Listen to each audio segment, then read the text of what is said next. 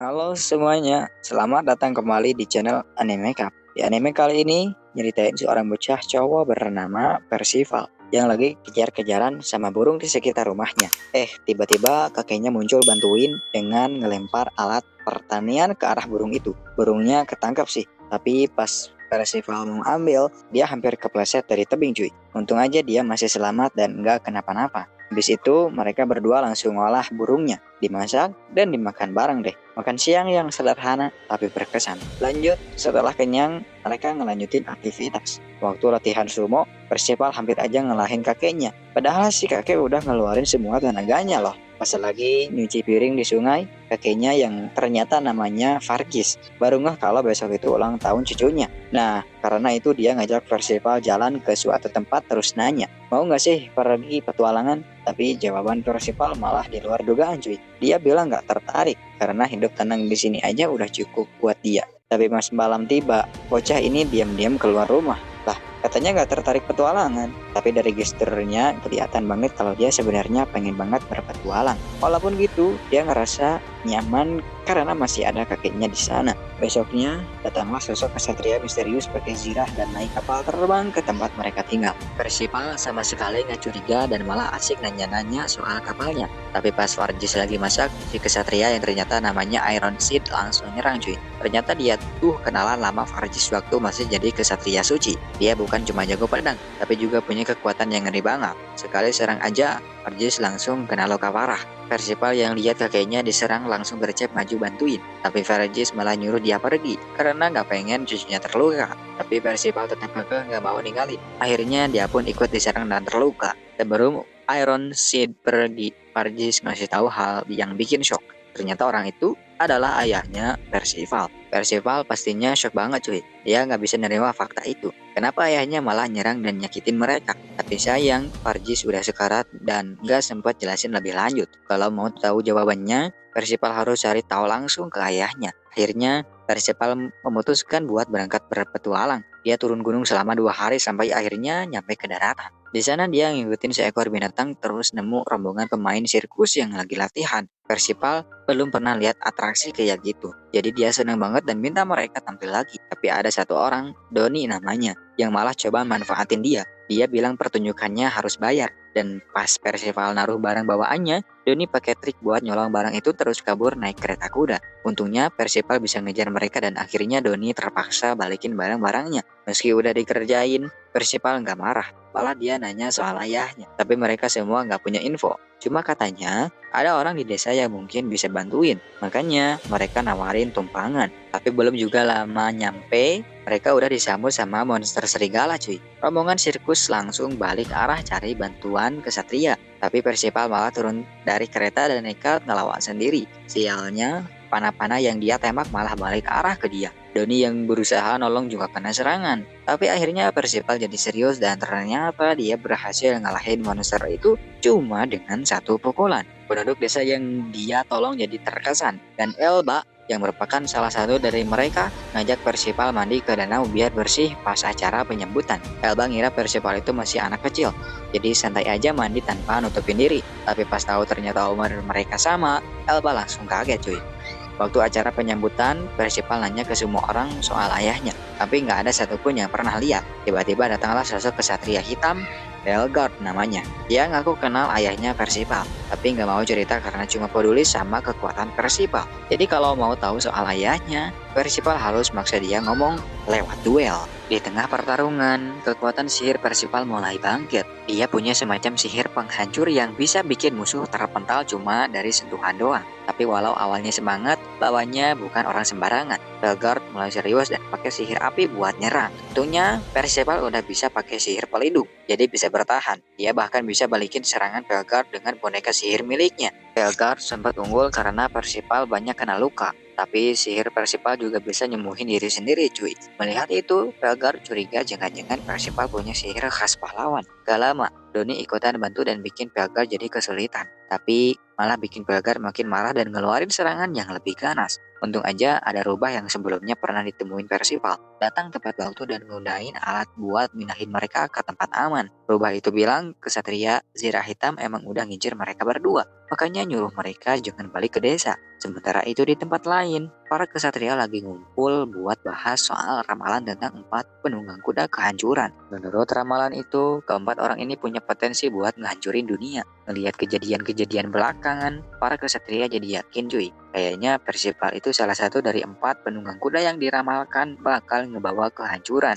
Demi ngejaga kepentingan raja, mereka harus cepat-cepat nemuin dan ngelumpuhin Percival. Di sisi lain, si rubah yang namanya Sin juga udah belak-belakan ke Percival kalau dia tuh termasuk penunggang kuda kehancuran. Ramalannya katanya akurat 100%. Tapi Percival nggak percaya sama sekali cuy. Karena satu-satunya hal yang dia pengen sekarang cuma ngalahin ayahnya. Meski begitu, dia tetap ikut Sin. Soalnya si rubah ini tahu lokasi ayahnya. Tapi sebelum ke sana, mereka harus mampir dulu ke kerajaan Leonis. Nah, pas di perjalanan, Percival udah gak kuat cuy. Lapar banget. Akhirnya mereka mutusin buat berburu dulu. Waktu ngincer mangsa pakai busur, Doni malah nggak sengaja nembak biarawati raksasa. Sementara itu, Percival nyasar ke lembah yang katanya bahaya dan malah ribet sendiri gara-gara ketemu sama ahli ramuan gila. Namanya Nasiens. Para peri yang lihat kejadian itu langsung lapor ke teman-temannya. Doni dan yang lain juga langsung masuk ke lembah buat nyariin dia. Ternyata Nasiens baru aja ngelepas kelinci eksperimen. Jadi dia butuh pengganti. Dan tebak siapa target barunya? Yaps, si Percival. Dia langsung dibius, disuntik, dan dikasih ramuan aneh yang bikin rambutnya tumbuh gak karuan. Nasiens malah senang karena efeknya langsung kelihatan. Dan dia juga kagum sama kemampuan penyembuhan Percival. Percival pun nanya, sebenarnya si Nasiens ini mau apa sih? Dia mau juga mulai curiga. Jangan-jangan dia nyakitin para peri. Tapi kata Nasiens, justru si peri yang duluan celonong masuk rumahnya dan nyerang dia. Sementara itu, Doni dan kawan-kawan malah dikejar makhluk buas. Kata para peri, makhluk itu hasil eksperimen obat gagal dari Nasiens. Tapi biarawati raksasa malah ngebelain Nasiens dan bilang itu nggak bener. Percival nyuruh kabul karena Nasiens butuh waktu nyelesain eksperimennya. Tapi gara-gara salah paham, Nasiens malah nyangka Percival bakal ngerecokin dia. Percival langsung ambil alih botol ramuan dan nekat minum sendiri walaupun efek sampingnya bisa bahaya. Diminum, Percival langsung tumbang. Tapi habis itu dia ngerasa ada energi besar yang meledak dari dalam tubuhnya. Nasiens pun sadar eksperimennya sukses besar. Dia langsung minum sisanya biar bisa bikin ulang obat itu pakai kekuatan sihirnya. Dulu katanya ada ahli obat tua yang tinggal di lembah itu. Orang yang ngerawat Nasiens waktu dibuang orang tuanya. Tapi suatu hari orang itu ngilang. Tanaman-tanaman jadi pada mati dan hewan-hewan ngamuk karena efek eksperimen yang gagal. Peri-peri pun ngamuk dan nyalahin Nasiens. Percival langsung pasang badan, ngejelasin kalau Nasiens cuma pengen nyelamatin lembah. Mereka harus cepat bertindak sebelum semuanya keburu rusak. Untungnya setelah minum ramuan, tubuh Nasiens bisa hafal efeknya dan bikin obatnya lagi. Dengan itu dia bisa bersihin lembah yang udah tercemar dan bikin tanaman-tanaman hidup lagi. Tapi cuy, damainya nggak bertahan lama. Tiba-tiba monster gede muncul dan nyebarin racun lagi ke hutan. Dan kejutan besarnya, monster itu ternyata Ordo, si ahli obat tua yang dulu ngerawat Nasiens. Awalnya mereka ngira peri jahat yang bikin Ordo jadi monster, tapi dugaan itu salah. Tiba-tiba aja kesatria kuning, Talisker namanya, nongol dan ngaku kalau semua itu gara-gara dia. Nasiens minta Ordo dikembaliin kayak dulu lagi, tapi Talisker bilang kalau mau Ordo balik normal, ya harus ngelahin dia dulu. Tin udah ngingetin buat jangan terpancing, tapi Nasiens udah kadung emosi dan langsung maju buat berantem. Percival siap bantu, tapi kekuatan sihirnya malah lagi nggak bisa dipakai. Talisker mulai serang dengan bongkahan es gede-gede dan pakai Ordo juga buat nyerang. Percival coba lindungi Nasiens sambil nyoba nyadarin Ordo. Untungnya dia berhasil bikin Ordo berhenti nyerang. Pas Percival lagi tahan serangan, kekuatan sihirnya tiba-tiba aktif lagi. Tapi kali ini lebih kuat dan gampang dikontrol. Dengan kekuatan barunya, Percival bisa seimbang lawan Talisker. Dia bukan cuma bisa bertahan tapi juga balik nyerang. Karena berhasil nyakitin Talisker, akhirnya si kesatria itu buka mulut. Ternyata dia ubah Ordo jadi monster karena Ordo bikin obat buat nyembuhin ras lain selain manusia. Jadi menurut dia Ordo berdosa. Habis ngaku, Talisker langsung keluarin sihir paling kuatnya. Percival yang ingat aksi kakeknya pas nembak burung ngelakuin hal yang sama. Tapi kali ini dia pakai sihir buat bentukin tombak dan nembak Talisker sampai terpental dan lembahnya hancur. Ancaman pun selesai. Para korban mulai pulih, tapi Nasiens sedih banget melihat kondisi Ordo. Padahal cita-cita Ordo tuh mulia, pengen jadikan lembah ini tempat penyembuhan untuk semua ras. Tiba-tiba Shin nemuin tongkat sihir milik Talisker yang jatuh. Pas dihancurin, kutukannya pecah dan Ordo bisa balik ke wujud aslinya. Setelah duel lawan Talisker itu, Percival makin yakin dia harus ngalahin pemimpin dari semua kekacauan ini. Dan Science pun mutusin buat ikut berpetualang bareng dia. Sementara itu, Iron Seed lagi datengin penguasa kota Sistana buat kerjasama. Katanya dia lagi nyari alat sihir buat nyelamatin kota dari bencana. Tapi sang putri yang punya kekuatan buat deteksi kebohongan langsung ngeh semua yang diomongin Iron Seed itu palsu. Besoknya, Percival dan kawan-kawan santai dulu di pinggir sungai. Doni sibuk nyari ikan sementara Percival gunain waktu buat latihan sihir dan nyobain pedang peninggalan kakeknya. Abis makan siang, rombongan Percival langsung cabut ke kota Sistina. Pas udah deket-deket wilayah kota, boneka sihir milik Percival secara nggak sengaja nemuin pecahan alat sihir. Tiba-tiba putri penguasa kota muncul dan langsung nyamperin mereka. Dia minta pecahan itu dikembalikan. Awalnya ngira mereka itu temennya Iron Seed, tapi begitu dia lihat nggak ada tanda-tanda kebohongan dari Percival dan gengnya, akhirnya dia percaya dan malah nyerahin pecahan itu ke mereka. Setelah itu dia balik buat ketemu ayahnya lagi. Malam harinya, Shin mulai nyari tahu tentang benda yang disembunyiin sama si putri tadi. Ternyata itu alat sihir bernama pecahan peti mati kegelapan abadi. An pun akhirnya buka suara ke ayahnya. Dia bilang Iron Seed udah bohong. Dia minta ayahnya berhenti ikutin semua rencana Iron Seed. Tapi sang ayah malah marah dan nggak mau dengerin. Di sisi lain, Iron Seed ngumumin ke seluruh warga kota kalau bakal ada bencana gede. Buat ngatasin itu, dia minta bantuan mereka buat ngumpulin pecahan alat sihir. Dari kejauhan, Percival dan timnya ngintai si Iron Seed. Shin jelasin kalau semua pecahan itu disatuin bakal terjadi malapetaka. Soalnya alat sihir itu dulu dibuat buat nyegel iblis. Dan masalahnya sekarang nggak ada tumbal yang bisa dikorbanin. Nah, Iron Seed malah mau ngorbanin seluruh penduduk kota buat ngegantiin ras malaikat. Percival makin pengen ngelawan ayahnya, tapi Shin ngehadapin dia, ingetin kalau kemampuan Percival sekarang masih jauh dari cukup buat ngalahin dia. Tiba-tiba An muncul dan ngasih tahu kebenarannya. Iron Seed bohong. Dia bisa lihat mana yang jujur dan mana yang dusta lewat sihirnya. Iron Seed yang kepergok bohong gak bisa tinggal diam. Dia langsung nyerang An, genggam tangannya erat kayak mau ngasih pelajaran. Shin manfaatin momen ini buat kabur balik ke penginapan. Tapi Percival malah maju, nekat ngelindungi An. Padahal Iron Seed bisa aja ngebantai mereka saat itu juga. Tapi fokus dia cuma satu,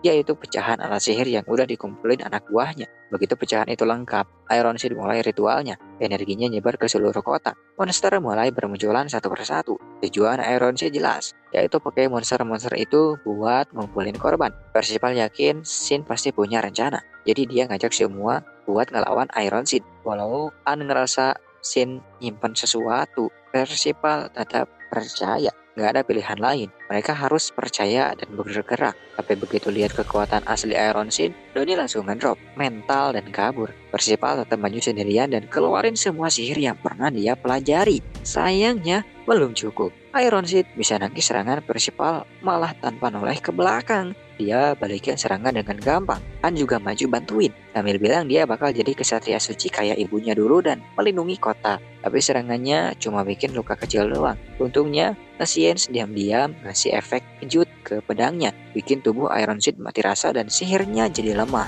Iron Seed langsung ngamuk. Dia keluarin serangan brutal yang bikin semua orang luka-luka. Tapi berkat kekuatan sihir pelindung Percival, mereka semua masih selamat. Sementara itu, Doni yang kabur malah ketemu monster di wilayah kota. Melihat warga dalam bahaya, dia akhirnya sadar dan balik bantuin mereka. Percival sempat nanya ke Iron Seed, kenapa lo bunuh kakek gue? Jawabannya dingin banget cuy. Katanya itu cuma buat jaga-jaga karena Percival punya potensi jadi penunggang kuda kehancuran. Lalu Iron Seed benar-benar nyoba bunuh Percival, bahkan nebas dia tanpa ragu, meskipun dia anak kandungnya sendiri. Setelah yakin Percival udah mati, dia lanjut ritualnya kayak nggak ada apa-apa.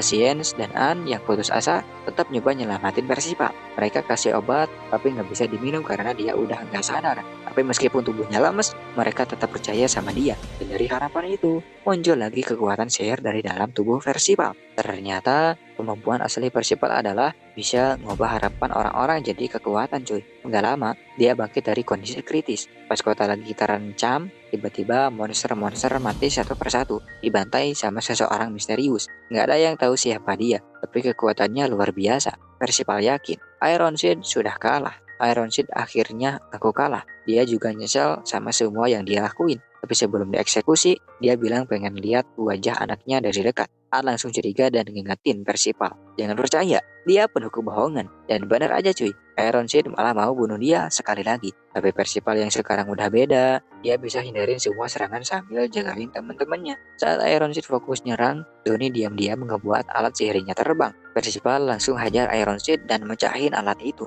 Ritual pun berhenti total. Walau udah kalah, Iron Sheik belum nyerah. Dia mau mulai ritual dari awal lagi. Tapi akhirnya dia dan anak buahnya mundur. Setelah itu, Shin balik nemuin Percival. Mereka penasaran siapa sih yang bunuh semua monster di kota. Tapi Shin cuma ngibul dan gak ngasih jawaban jelas. Walaupun di luar kelihatan bahagia karena ngalahin ayahnya, saat sendirian, Percival terlihat sedih. Soalnya wajah Iron Sheik ingetin dia sama kakeknya. Di tempat lain, Iron Sheik yang gagal total sekarang harus hadapin bosnya. Mereka tahu musuh terbesar mereka adalah kerajaan Lioness. Karena gagal dapat kesempatan buat ngalahin Lioness, Iron Sheik dihukum parah. Tapi dia nggak dieksekusi karena kemampuannya masih dibutuhkan. Penguasa kota Sistana sendiri berterima kasih banget ke Percival dan timnya. Walau kota banyak yang rusak, semua warga berhasil diselamatin. Beberapa waktu setelah kejadian itu, An ngomong ke ayahnya kalau dia mau pergi berpetualang. Dia benar-benar serius pengen jadi kesatria suci dan cari pengalaman langsung dari luar sana.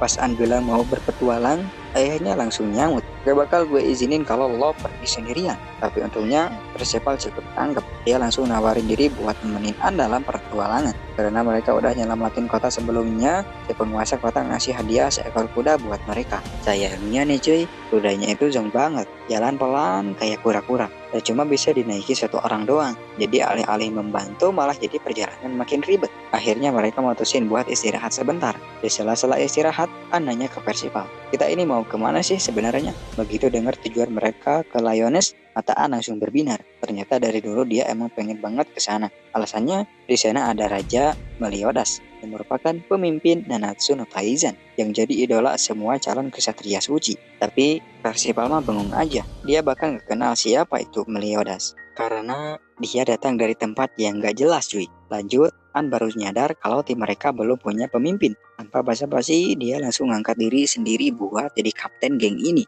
Habis itu Shin ngebuka topik penting. Buat pergi ke Lioness, mereka harus ngelewatin pegunungan. Dan sebelum itu, mereka kudu mampir dulu ke kota buat persiapan. Begitu sampai di kota tujuan, bukannya cari penginapan dulu, Percival dan yang lain malah keluyuran gak jelas. Shin pun jadi naik darah, marah-marah ngingetin mereka. Waktu akhirnya nemu penginapan, An datang dengan senyum lebar sambil nenteng barang belanjaan. Ternyata gara-gara harga di sana semuanya rata, dia kalap dan beliin perlengkapan buat semua orang. Tapi pas ditanya soal uang buat bayar penginapan, dia cuma nunjukin 3 koin perak. Padahal sebelumnya, Shin udah nitipin 10 koin emas ke dia. Gara-gara insiden itu mereka kepaksa ngecamp di luar kota. Tapi An bukannya nyesel, dia malah ngajak Percival jalan dan janjiin bakal balikin semua uangnya. Sementara itu, Donnie dan Nasiens mampir ke bar buat nyantai. Tapi belum sempat mesen minum, tiba-tiba ada pria mabuk nyamperin. Donnie langsung pucat. Ternyata itu pamannya sendiri, Auser namanya,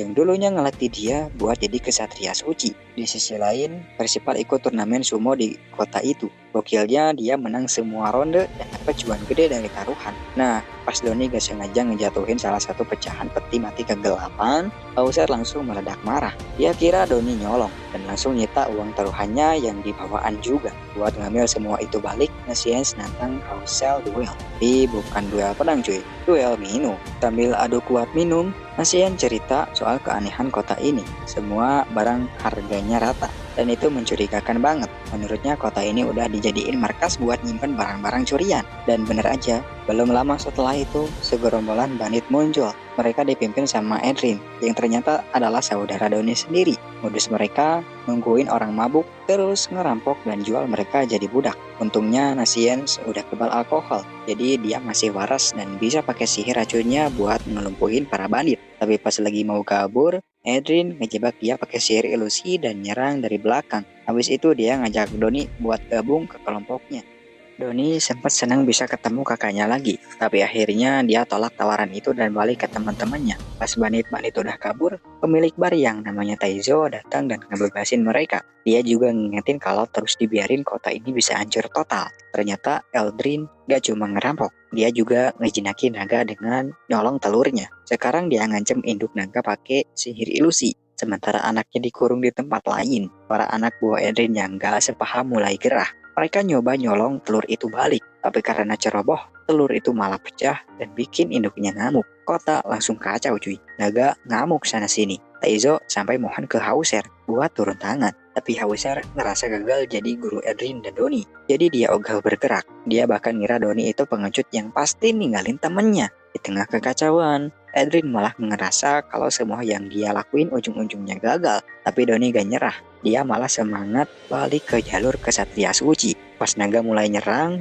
Persipal buru-buru nyuruh Doni dan Edrin lompat ngejauh. Dia serap serangannya, terus langsung ngebalikinnya ke si naga. Sementara itu, Nasian lagi sibuk nyembuhin anak naganya. Barengan Sin ngelabrak Hauser dan bilang dia ngenes banget. Sin jelasin bahwa pecahan peti mati itu sebenarnya bukan hasil curian. Doni malah udah berkorban ngelindungin barang itu dari kesatria hitam. Lebih lanjut, Sin ngaku kalau dia sebenarnya dapat misi rahasia dari Raja Liones buat nyari dan ngelindungin Persipal. Karena ternyata dia salah satu dari 4 penunggang kuda kehancuran cuy. Habis dengar semua itu, Hauser langsung berubah. Dia minta Nasians buat netralin efek minumannya. Di sisi lain, Persipal yang udah kewalahan lawan naga mulai nyerah. Mereka mutusin kabur aja, soalnya serangan apapun gak ngefek. Tapi, boom, Hauser akhirnya muncul di TKP. Dia keluarin sihir anginnya, bikin tornado gede yang langsung ngebanting naga itu. Persipal dan yang lain sampai melongo. Mereka gak nyangka Hauser sekuat itu. Lihat kekuatannya,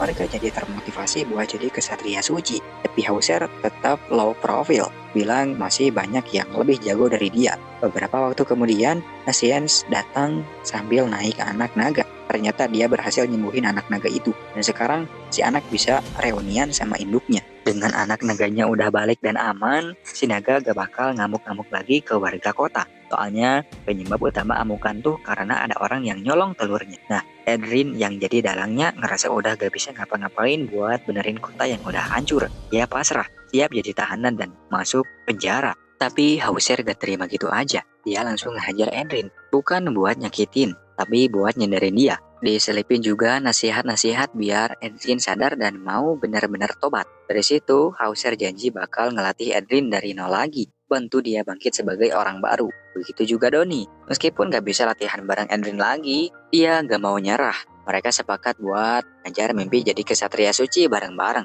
Habis semua itu, Doni minta bilikin benda yang sempat dipegang Hauser. Tapi pas Hauser ngingetin kalau mereka bakal terus diincar kalau bawa barang itu, Doni langsung parno cuy. Dan gak jadi ambil. Akhirnya Persipal aja yang megang, tapi dengan sedikit modifikasi. Benda itu dijadiin pegangan padangnya, jadi bisa dipakai sekaligus gak mencolok. Sementara itu, Shin ngelakuin aksi diam-diam. Dia berubah bentuk jadi manusia, terus nembakin panah ke langit. Itu sinyal buat ngabarin rajanya kalau dia udah nemuin sang kesatria yang disebut-sebut sebagai legenda. Besoknya mereka bakal hadapi perjalanan berat. Jadi Shin nyuruh semua istirahat dulu biar gak teler di jalan. Tapi pas lagi tidur, dia mimpi ketemu sama cewek yang pakai baju pengantin. Yang bikin merinding, pengantin itu nyebut nama dia. Shin langsung kebangun kaget cuy. Besoknya perjalanan naik gunung pun dimulai. Setelah berhasil sampai di puncak, mereka kira kota Liones bakal kelihatan. Tapi kenyataannya masih ada gunung-gunung yang kudu dilalui. Kata Shin, butuh waktu minimal 4 hari buat nyampe ke sana. Di tengah-tengah pengamatan mereka terhadap daerah sekitar, mata mereka nangkep ada desa yang aneh. Tanpa banyak pikir, Persipal sama Doni langsung ngajar ke sana buat ngecek. Tapi pas Nasien dan An mau nyusul, muncul pria misterius yang ngelarang mereka. Si pria itu bilang, itu bukan desa biasa cuy, itu sarang monster. Tapi ya Doni dan Persipal udah kantung masuk, dan mereka nggak ngelihat ada yang mencurigakan. Warga desa malah nyebut mereka dengan ramah banget, meski perlakuan orang-orangnya agak aneh. Menurut Lard, dulunya tempat itu gak pernah ada desa. Tiba-tiba aja muncul orang-orang yang tinggal di situ. Bahkan dia pernah lihat ada warga yang keluar batas desa, berubah jadi monster. Pas Doni dan Persipal lagi lahap-lahapnya makan, Shin nyamperin si kepala desa dan nanya belak-belakan, lo ngejar Persipalnya atau barang yang dia bawa? Kepala desa gak langsung jawab, tapi ngajak ngobrol empat mata di tempat sepi. Sementara itu, Nasien dan An ngerasa gak tenang ninggalin mereka berdua di sana. Mereka berdua akhirnya mutusin buat nyusup ke desa dan ngancurin penghalang yang nutupin identitas asli para penduduk. Lard nawarin bantuan juga, bikin An rada curiga karena mereka baru ketemu. Sampai karena dia gak nemu tanda-tanda kebohongan, An akhirnya setuju buat percaya. Begitu berhasil nyusup, mereka nemu Doni udah lemas kayak keracunan. Nasien seburu-buru mencuri diri dan langsung kasih pertolongan pertama. Di waktu yang sama, An lihat Persepa lagi duel sama salah satu warga desa. Hal itu makin bikin An yakin kalau desa ini ada yang aneh. Tapi ternyata semua itu kesalahpahaman cuy. Doni keracunan karena minuman yang dia minum itu gak cocok buat tubuhnya. Sementara Persepa ternyata dia cuma lagi sparring sumo, bukan bertarung beneran. Sayangnya, semua udah terlambat karena An udah terlanjur ngerusak penghalang yang bikin penduduk desa menyamar. Semuanya pun berubah ke bentuk aslinya. Walaupun bentuk mereka kayak monster, mereka sebenarnya gak jahat. Justru, Lard yang manfaatin An buat bisa masuk ke dalam desa dan langsung nyerang dia. Dan itulah akhir dari cerita anime kali ini. Terima kasih telah menonton. Sampai jumpa video berikutnya.